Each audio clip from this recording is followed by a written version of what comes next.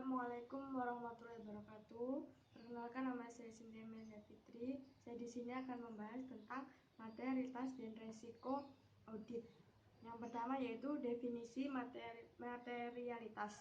Materialitas adalah besarnya nilai yang dihilangkan atau salah saji informasi akuntansi yang dilihat dari keadaan yang melingkupinya. Dapat mengakibatkan perubahan atas atau pengaruh terhadap pertimbangan orang yang meletak kepercayaan terhadap informasi tersebut karena adanya penghilang atau salah saji. Dan yang dimaksud dengan salah saji yaitu dalam laporan keuangan yang ada data-data kesalahan yang tidak sengaja. Yang kedua yaitu konsep materialitas. Sebagai contoh, suatu jumlah yang materialitas dalam laporan keuangan tertentu mungkin tidak material dalam laporan keuangan entitas lain yang memiliki ukuran dan sifat yang berbeda. Oleh karena itu, dalam audit atas laporan keuangan, auditor memberikan keyakinan. Yang pertama yaitu auditor dapat memberikan keyakinan bahwa jumlah-jumlah yang disajikan dalam laporan keuangan beserta pengungkapannya telah dicatat, diringkas, digolongkan, dan dikomplikasi. Yang kedua, auditor dapat memberikan keyakinan bahwa ia telah mengumpulkan bukti audit kompeten yang cukup sebagai dasar memadai untuk memberikan pendapat atas laporan keuangan auditan. Yang ketiga, auditor dapat memberikan keyakinan dalam bentuk pendapat atau memberikan informasi dalam hal terhadap perkecualian bahwa laporan keuangan sebagai keseluruhan disajikan secara wajar dan tidak terdapat salah saji material karena kekeliruan dan kecurangan. Yang ketiga yaitu langkah-langkah dalam menerapkan materialitas. Yang pertama, merencanakan luas pengujian, yaitu langkah pertama menetapkan pertimbangan pendahuluan tentang materialitas. Yang kedua, mengalokasikan pertimbangan pendahuluan tentang materialitas segmen-segmen. Yang kedua yaitu mengevaluasi hasil-hasil. Langkah pertama, mengestimalkan total salah saji dalam segmen. Langkah kedua, memperkirakan salah saji gabungan. Langkah tiga, membandingkan salah saji gabungan dengan pertimbangan pendahuluan atau yang direvisi tentang materialitas. Yang keempat yaitu pertimbangan awal materialitas. Auditor menggunakan dua cara dengan menerapkan materialitas. Yang pertama, pada saat perencanaan audit, dan yang kedua pada saat mengevaluasi bukti audit dalam pelaksanaan audit.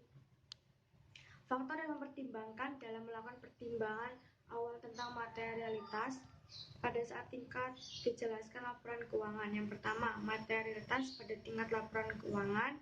Yang kedua, materialitas pada tingkat saldo akun. Yang kelima, hubungan antara materialitas dengan bukti audit. Materialitas merupakan satu di antara berbagai faktor yang mempengaruhi pertimbangan auditor tentang kecakupan bukti audit. Yang keenam yaitu resiko audit.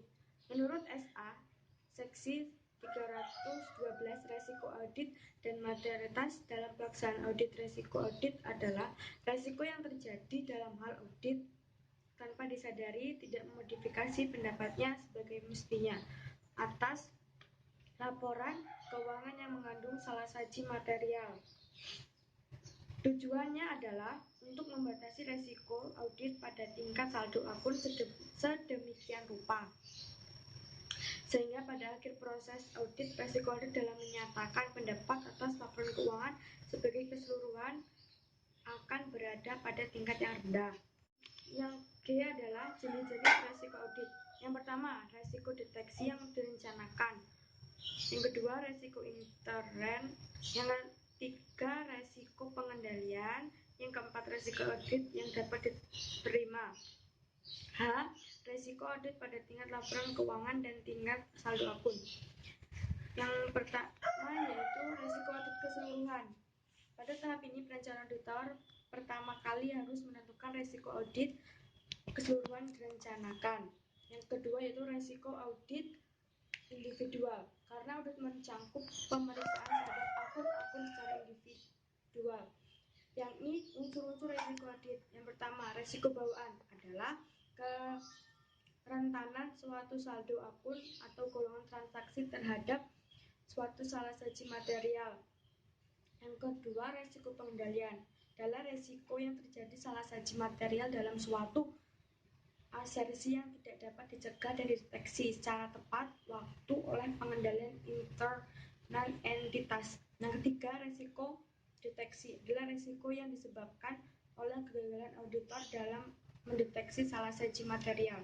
Yang C, hubungan antara unsur resiko bawaan, resiko pengendalian, dan resiko deteksi. Resiko bawaan dan resiko pengendalian adalah resiko yang terdahulu ada terlepas dari dilakukan atau tindakan audit atas laporan keuangan. Sedangkan resiko deteksi berhubungan dengan prosedur audit dan dapat diubah oleh keputusan auditor itu sendiri. Resiko deteksi mempunyai hubungan yang terbalik dengan resiko bawaan dan resiko pengendalian. Semakin kecil resiko bawaan dan resiko pengendalian yang diyakini oleh auditor, semakin besar resiko yang dapat diterima. Sebaliknya, semakin besar adanya resiko bawaan dan resiko pengendalian yang diyakini auditor, semakin kecil tingkat resiko deteksi yang diterima. Yang K, hubungan antara materialitas, resiko audit, dan bukti audit. Telah diuraikan bahwa terdapat hubungan berlawanan antara materialitas dan bukti audit. Jika materialitas rendah, jumlah salah saji yang kecil saja dapat mempengaruhi keputusan pemakai informasi keuangan. Berbagai kemungkinan hubungan antara materialitas, bukti audit, dan resiko audit. Yang pertama, jenis auditor merupakan resiko audit konstan dan tingkat material dikurang, audit harus menambah jumlah bukti audit yang dikumpulkan. Yang kedua, jika auditor mempertahankan tingkat materialitas konstan dan mengurangi jumlah bukti audit yang dikumpulkan, resiko audit menjadi meningkat. Yang ketiga, jika audit mengingat untuk mempengaruhi resiko audit. Sekian materi yang dapat saya bahas. Apabila ada salah kata, saya mohon maaf. Saya akhiri. Wassalamualaikum warahmatullahi wabarakatuh.